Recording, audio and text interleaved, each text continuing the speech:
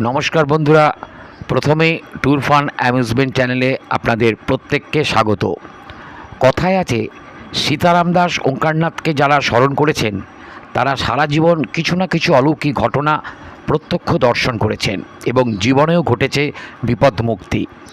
ডানলপের মহামিলন মঠে গেলেই বোঝা যায় আপনি কোনো এমন এক ঐশ্বরিক জায়গায় দাঁড়িয়ে আছেন, কারণ আনন্দ অনুভূতিতে ভরে যায় শরীর। কিন্তু শুধু বরানগরের মহামিলন মঠ নয়, সারা পশ্চিমবঙ্গ তথা ভারত জুড়ে বিভিন্ন জায়গায় স্থূল শরীরেও ছিল তার অবারিত যাতায়াত। আর সেই সব কাহিনী শুনলে গায়ে রীতিমতো কাঁটা দিয়ে ওঠে। তিনি ছিলেন সদা করুণাময় এবং বিভিন্ন জায়গায় সেই ঈশ্বরের অবতার সীতারাম দাসের পদধূলি জায়গাগুলি আজও ভক্তদের কাছে মনের শান্তি, শক্তি এবং বিপদ মুক্তির কারণ ঘটে। সম্প্রতি আসানসোলের কাছে রূপনারায়ণপুরে একটি সীতারাম দাসের আশ্রম সীতারাম লীলাকুঞ্জ তৈরি হয়েছে, যে আশ্রমে পা রাখলেন এবং পদধূলি দিলেন অখিল ভারতীয় জয়গুরু সম্প্রদায়ের প্রধান শ্রী কিঙ্কর রামানুজ বিট্টল মহারাজ। আসানসোলের মানুষ বিট্টল মহারাজজির দর্শন পেয়ে ঠাকুর সীতারাম দাস ওঙ্কারনাথের নাম স্মরণ করতে করতে একদম ভাবাবেগে আপ্লুত হয়ে পড়েন। সীতারাম দাসের ওঙ্কারনাথের কথা যারা শুনেছেন তারা জানেন যে বাবা তার করুণা কি ভীষণ পরিমাণে ভক্তদের উপর বর্ষণ করতেন।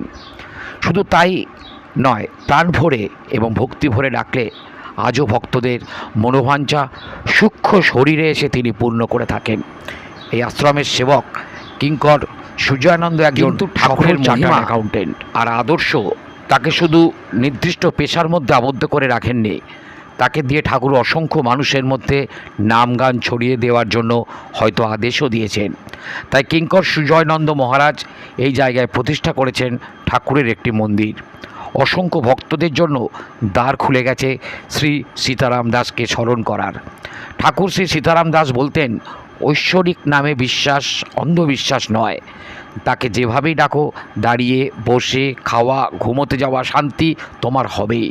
হ্যাঁ, আজও একই লীলা প্রবাহমান। ঠাকুরের মূল শিক্ষা ছিল হরে কৃষ্ণ মন্ত্রের ঐশ্বরিক জপ, এর কল্যাণ, যার কলিযুগে তারক ব্রহ্ম নাম আসলে আত্মামুক্তির জপ হিসেবেই বিবেচিত হয় এবং জন্ম মৃত্যু চক্র থেকে মুক্তি প্রদানে শক্তি প্রদান করে।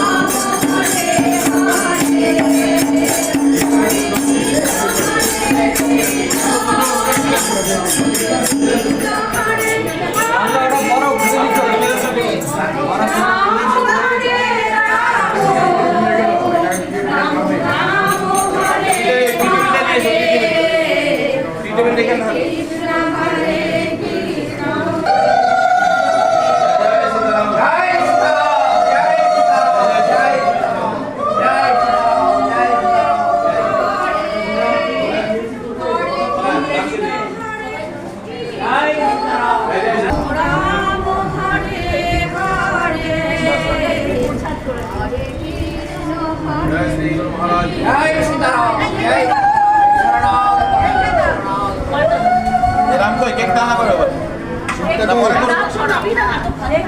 না পরে করবে কেকটা করে দিয়ে একবার হ্যাঁ রাম কেক টানো ভালো আছে সবাই পরে তো বলবো জয় দা মালা আছে শুধু তুলছে না বাইরে হবে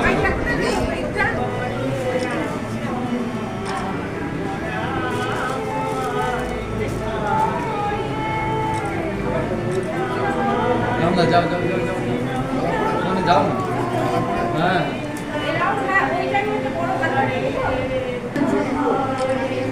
সুজয়দা